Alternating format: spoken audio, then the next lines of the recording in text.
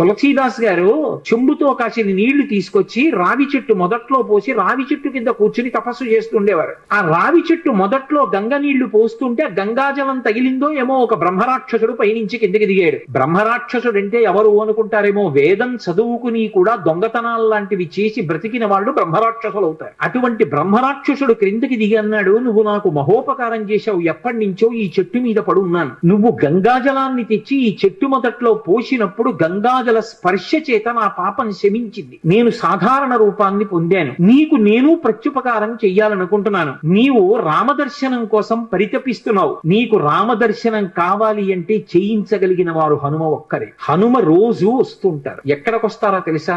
ఎక్కడెక్కడ రామనామం జరుగుతుందో, ఎక్కడెక్కడ రామనామం ప్రస్తావనకు వస్తుందో, ఎక్కడెక్కడ రామ కథ చెప్పబడుతుందో అక్కడ ఉంటారు. కాశీలో హనుమాన్ ఘాట్ లో ఒక వ్యక్తి రోజు రామాయణం చెప్తున్నాడు. అక్కడికి వచ్చి కూర్చుంటారు. ఎలా గుర్తుపడతావో తెలుసా? అందరికన్నా ముందు సభలోకి వస్తారు. అందరికన్నా ఆఖరణ కళ్ళ నీళ్ల పెట్టుకుని ఒక్కడు తలదించుకుని నడిచి వెళ్ళిపోతూ ఉంటాడు. నువ్వు గుర్తుపట్టి వెంట వెళ్ళు అన్నారు. తులసీదాస్ గారు హనుమాన్ ఘాట్కి వెళ్ళి కూర్చున్నారు. అందరికన్నా ముందు ఒక వ్యక్తి వచ్చాడు రామాయణం వినడానికి. అందరూ వెళ్ళిపోయిన తర్వాత తల ఉంచుకుని కన్నులమ్మట నీరు కారుతుండగా వెడుతున్నాడు. తులసీదాస్ గారు ఆయన వెంటబడ్డారు. ఆ వ్యక్తి కనిపెట్టాడు, ఎవరో నన్ను వెంబడిస్తున్నారని. ఆయన హనుమ. ముందు వెడుతున్నవారు వెనక్కి తిరిగి గద్దించారు. ఎందుకు నా వెంట వస్తున్నావు? ఆగక. కాదు, నాకు రామదర్శనం కావాలి, నీ వల్లే జరగాలి. వెళ్ళి కాళ్ళ మీద పడ్డారు. కాళ్ళ మీద పడితే ఆయన ఒక స్థలాన్ని చెప్పారు. అక్కడ కూర్చుని నువ్వు జపం చెయ్యి, తపస్సు చెయ్యి, నీకు రామదర్శనం అవుతుందన్నారు. తులసీదాస్ గారు కూర్చుని తపస్సు చేస్తున్నారు. తపస్సు చేస్తుంటే